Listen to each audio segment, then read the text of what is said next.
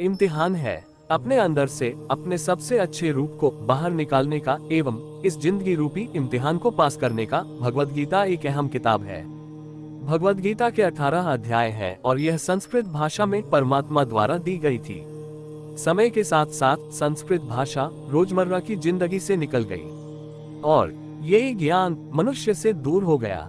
समय समय पर श्रीमद् भगवद गीता का साधारण अक्षरों में अनुवाद किया गया। इसी प्रयास को आगे बढ़ाते हुए मैं यहाँ श्रीमद् भगवद गीता संपूर्ण सार एक आसान रूप में प्रस्तुत कर रहा हूँ।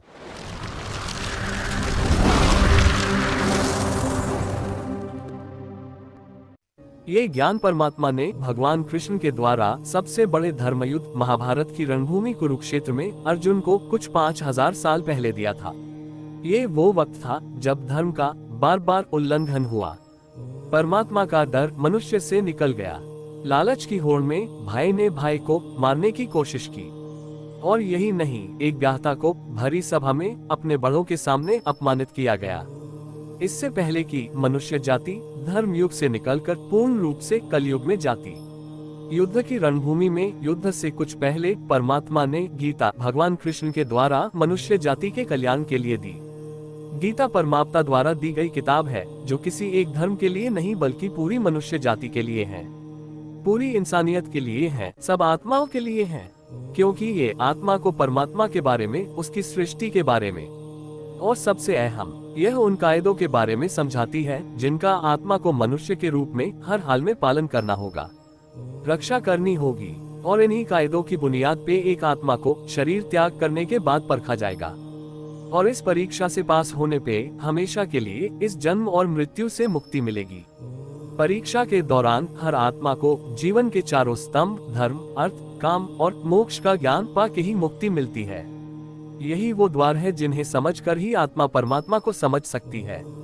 पहला द्वार धर्म का है और शेर इसका प्रतीक है। धर्म वही है जो गीता में लिखा हुआ है। धर्म वही है जो धारण किया हुआ है, जिसे आपका दिल मानता है। जैसे झूठ नहीं बोलना, चोरी नहीं करना, भगवान का निरादर नहीं करना, दूसरों को नुकसान नहीं देना, यही सब धर्म है।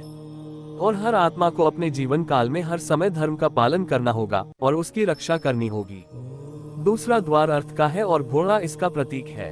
हर आत्मा अपने हर जीवन काल में अपने पृथ्वी पे होने का अर्थ या मूल कारण समझेगी। इस जिंदगी में भोगने वाली चीजें और रिश्तों का आनंद लेगी। अच्छा बेटा और अच्छी बेटी, अच्छा भाई या अच्छी बहन, अच्छा पति या अच्छी पत्नी बनके हर दुनियावी रिश्ते पर खरी उतरेगी और इस परीक्षा को पास करेगी। तीसरा द्वार काम का है।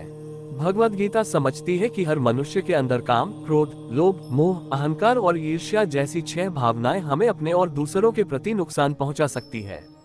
इन भावनाओं को हर मनुष्य को हमेशा अपने नियंत्रण में रखना होगा, क्योंकि इनके बहाव में किया हुआ कोई भी काम हमारे जीवन भर की परेशानी का कारण बन सकता है। और एक आत्मा संतोष और सादगी से इन भावनाओं पर हमेशा के लिए विजय पा सकती है। चौथा स्तंभ मोक्ष का है और हाथी इसका प्रतीक है। इस परीक्षा रूपी जीवन में हर मनुष्य हर समय कुछ न कुछ इच्छाएं रखता है। कुछ इच्छाएं एक ही जन्मकाल में पूरी हो जाती है, पर कुछ अधूरी रह जाती हैं और उनके पूरा होने के लिए आत्मा को वापस पृथ्वी पर आना पड़ता है। भगवद गीता समझाती है कि हमारी इच्छाएं ही मूल कारण है हमारे पृथ्वी पर वापस आने का, और अगर हम कोई भी इच्छा न रखें तो हम इस जीवन और मृत्यु से मुक्त हो सकते हैं। ये द्वार माफी का भी है। जिन्होंने आपके साथ बुरा किया उनको माफ करके और जिनसे आपने बुरा किया उनसे माफी मांग के मुक्ति पाई जा सकती है। इसी तरह की प्रेरणादायक महान ग्रंथों से अपनी लाइफ चेंज करते हुए बने रहिए हमारे लाइफ चेंजर क्लब में।